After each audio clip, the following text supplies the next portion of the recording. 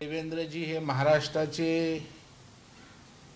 सर्वाधिक लोकप्रिय नेते आहेत आणि लोक फळं येणाऱ्या झाडावरच दगड मारत असतात, वांजोट्या झाडावर कोण दगड मारत नसतं। आणि आज देवेंद्रजी ज्या पद्धतीने महाराष्ट्राला पुढे नेत आहेत आणि त्यामुळे आता आपलं कसं होणार याची विवंचना, याची चिंता आजच्या इव्हेंटमधनं दिसते।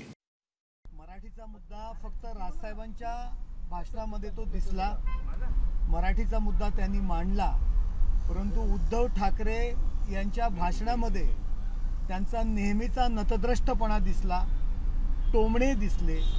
सत्ता गेल्यामुळे ती व्याकुळता जी निर्माण झालेली आहे आणि सत्ता आणण्याकरता आता राजसाहेबांची गरज आहे, हा केवळ एक मुद्दा उद्धव ठाकरे यांच्या भाषणात दिसला। कुठेही मराठीचा मुद्दा त्या ठिकाणी दिसला नाही।